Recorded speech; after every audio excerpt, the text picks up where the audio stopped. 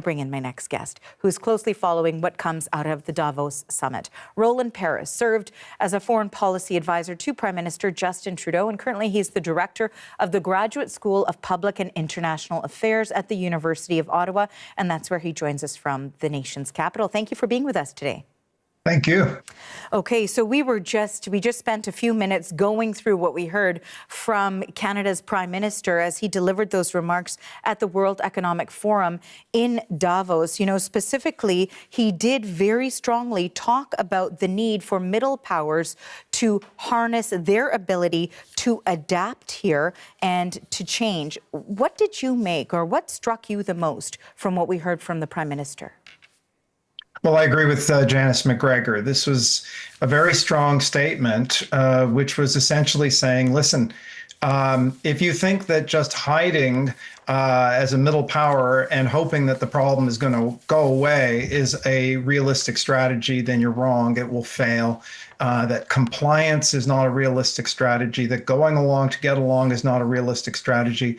So these are pretty strong words in the context of what we're facing right now with Greenland, and they will very much resonate in Europe, where there is an active debate taking place about how strongly to respond to Donald Trump's threats to Greenland and against Europe, including reviving the question of using much stronger tariffs that had seemed to be parked. So I think this was a very strong message about standing up to this kind of intimidation. But the key question is, does this signal a shift in Canada's policy? Is Mark Carney preparing us for something? Or is this more of a philosophical statement about middle powers needing to resist this kind of pressure? These were questions I was left with, too, because it did seem that he was appearing to deliver this incredibly strong message about Canada's position on specifically how geopolitics has shifted, how foreign policy has shifted, and trade relations in general, but also a pitch to so many world leaders who are at this forum about what Canada is doing and the role that Canada can play if other countries are looking for a more secure partner. Those were the sorts of words and language that we heard from the Prime Minister. I also wanted to touch on more of what we heard from the Prime Minister, specifically when we're talking about Arctic sovereignty. And he did not mince his words there saying we stand firmly with Greenland and Denmark, fully supporting their unique right to determine Greenland's future. Our commitment to Article 5 is unwavering. And also talking about working with NATO allies, including the Nordic-Baltic 8, to further secure the alliance's northern and western flanks, which could include investments, submarines, aircraft, and boots on the ground as well. What did you take from that message? And, of course, the source reporting that we have at CBC News, that is something that the Prime Minister is weighing. Well, it is an important question, and it's just an illustration of how he's walking a really difficult tightrope right now, with on one hand the risk of economic retaliation against Canada, and Canada is more exposed to U.S. economic retaliation than many of our European partners are because of our trade dependence on the United States.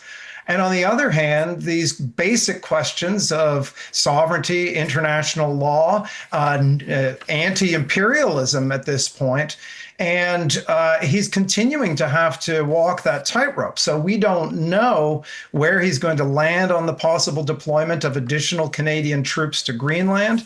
That is going to be a tough decision that he's going to have to make. And it will, I think, give greater meaning to the words that he gave today if he does announce that that's something that Canada is going to do, because that will mean Canada putting its money where its mouth is. Because remember, Canada has been in many cases going along to get along, in the sense that Canada didn't criticize the U.S.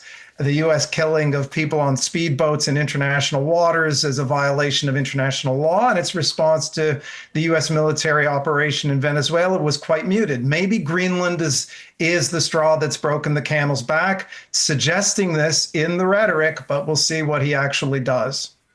As part of the Q&A session as well that we heard with the Prime Minister, you know, the question was, it's his belief that the old world is not coming back. And so it's in Canada's best interest. And he was urging the rest of the world as well to consider complete shifts in the way that they approach everything. And there was a question about how he's pursued China here as well. I'm wondering, in terms of strategic partnerships, not just for economic benefit, but also for security benefit, whether or not that is a strategic partnership. Certainly economically, that's our second largest trading partner. But in terms of the security benefits, where does that land when we're seeing tweets like the one that we shared with our viewers from the U.S. president that has Canada covered in the Star-Spangled Banner?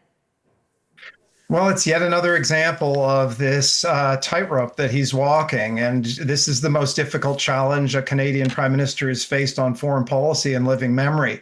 I personally was not comfortable with the language of China being described as a strategic partner for Canada. We know that China has and likely will continue to use its economic policy, its trade policy as a means of applying pressure and coercion on countries that do things that displease Beijing. On the other hand, if there are clear guardrails set around the areas in which we might be expanding trade with China, we can mitigate those risks. So that's what he's describing. It's a tough avenue to navigate.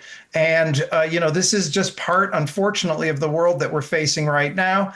We're feeling lonely. This was partly an appeal for Europeans to buck up under the face of these pressures, but it was partly also a way of saying that Canada wants to be your friend. We are a reliable friend. We're a reliable trade partner. And this, by my count, is Mark Carney's 10th visit to Europe since becoming prime minister. So those are relationships that he's very actively seeking to deepen. And there's one more quote that I want to ask you about that was delivered from our Prime Minister earlier today when he delivered those remarks in Davos, just this hour, in fact, or within the last hour.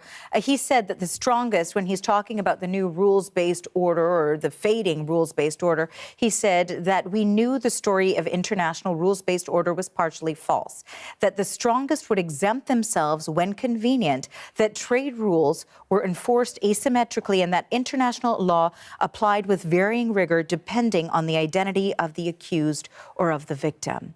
What did you take away from that? Well, actually, I think that that's one of the most sophisticated assessments of the world that we've heard from a Canadian leader in a very long time. What he was basically saying was, listen, we knew that there was inconsistencies in the way the rules-based order worked. We knew there was a measure of hypocrisy, but we were willing to support it and go along with it because the great powers, the United States, was itself willing to constrain itself to some degree. And because the overall benefits, despite the inconsistencies, were still worth it. And he's saying, well, when the great powers just don't even pretend to try to constrain themselves, when they use those systems to actively exploit, to coerce, to subordinate even their closest allies, well, then that fiction is no longer tolerable because the system is no longer providing net benefits. It's a pretty sophisticated and correct analysis of the way that the system worked before and the problems with it right now. Roland, I want to thank you so much for your analysis on this. And of course, I'm sure we'll have many more discussions to come. That is Roland Paris, who served as a foreign policy advisor to Prime Minister Justin Trudeau. And we reached him today in Ottawa.